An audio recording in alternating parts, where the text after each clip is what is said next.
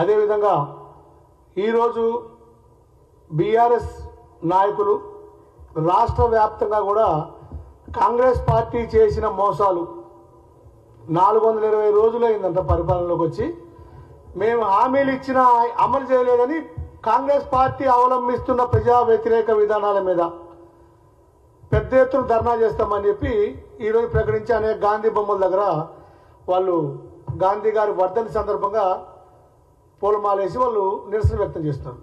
ఈ సందర్భంగా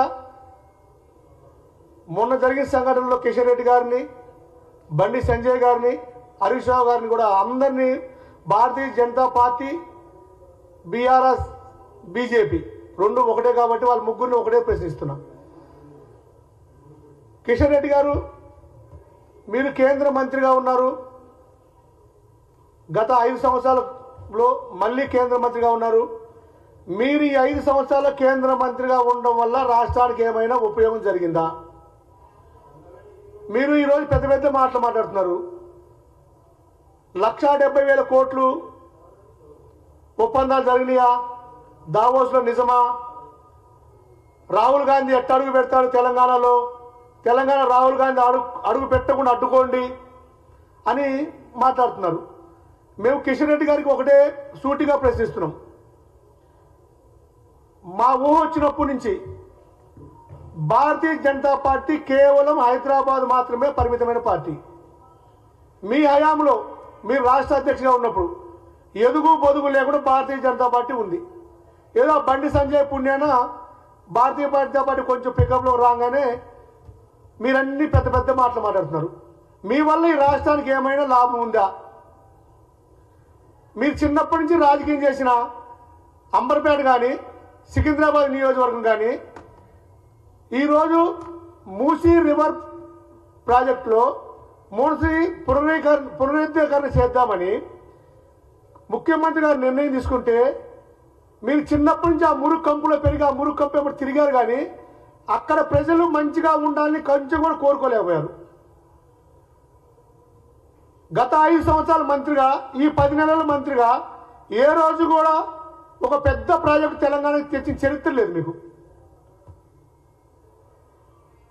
మీరు ఇంకా పైగా మొన్న మాట్లాడుతున్నారు అంబేద్కర్ పాలన కొనసాగుతుంది దేశంలో, అంబేద్కర్ రాజ్యాంగాన్ని కొనసాగిస్తున్నారు మోడీ గారు మాట్లాడుతున్నారు.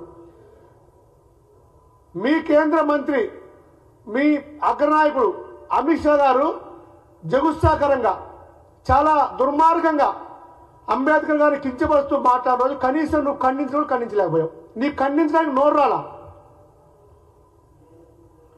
ఈరోజు అంబేద్కర్ని కాంగ్రెస్ పార్టీ అవమానిస్తున్నట్టు ప్రజలకి తెలుసు. ఈ కొత్త యువతరాన్ని తెలియకపోవచ్చు, కానీ కాంగ్రెస్ ప్రభుత్వంలోనే అంబేద్కర్ గారు న్యాయశాఖ మంత్రిగా చేశారు. కాంగ్రెస్ ప్రభుత్వంలోనే మీరు అభిమానిస్తున్న సర్దార్ వల్లభాయ్ పటేల్ గారు హోంశాఖ మంత్రిగా చేశారు. జవహర్లాల్ నెహ్రూ గారి నాయకత్వంలో ప్రధానమంత్రిగా ఉన్నప్పుడే ఈ పని చేశారు. అది మీరు తెలుసుకోవాలని తెలియజేస్తున్నా. ఈ దేశానికి కాంగ్రెస్ పార్టీ ఏం చేసినట్టున్నావు? మేము ఒకటే కాంగ్రెస్ పార్టీ శ్రేణులకి కొత్తగా వచ్చిన యువతరానికి కూడా కాంగ్రెస్ పార్టీ ఏం చేసినా తెలవాల్సిన అవసరం ఉంది. ఈరోజు మీరు చెప్తున్నా మోడీ గారు ప్రపంచవ్యాప్తంగా అనేక దేశాలు తిరిగి అనేక దేశాల్లో అందరినీ దేశాధ్యక్షుల్ని, ప్రధానమంత్రుల్ని హగ్గు చేసుకొని, ఆలింగనం చేసుకొని అందరికీ భగవద్గీత ఇస్తున్నాడంటే దానికి ఫౌండేషన్ వేసిన చరిత్ర కాంగ్రెస్ పార్టీది. ఈరోజు స్వేచ్ఛగా ప్రపంచం మొత్తం మీరు తిరుగుతున్నారంటే 1947 సంవత్సరంలో భారత స్వాతంత్రం సిద్ధిస్తే అవి ఒక 54 సంవత్సరాలు, అవి ఒక 53 సంవత్సరాలు, ఈ యొక్క 24 సంవత్సరాలు, దాదాపు 77 సంవత్సరాల్లో 60 సంవత్సరాలు పరిపాలించిన కాంగ్రెస్ పార్టీ ఘన చరిత్ర.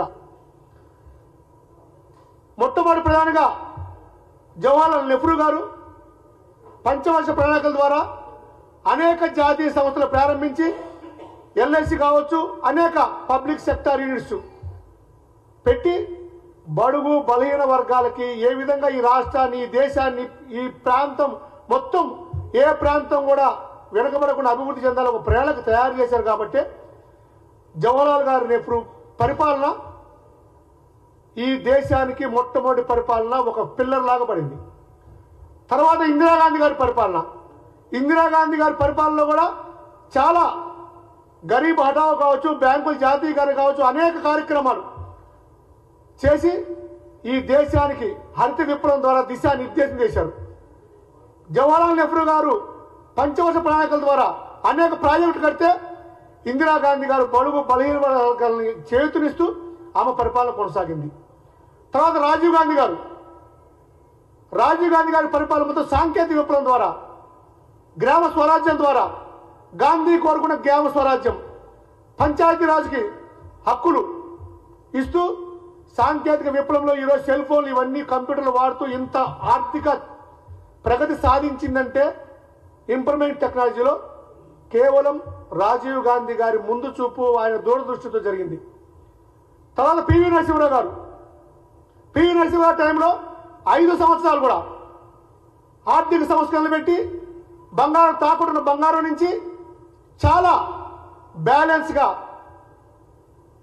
పూర్తి మెజార్టీ లేనప్పటికీ సంశయంతో చాలా జాగ్రత్తగా ఈ దేశాన్ని పరిపాలించి ఈ దేశానికి భవిష్యత్ తరానికి దిశానిర్దేశం చేశారు.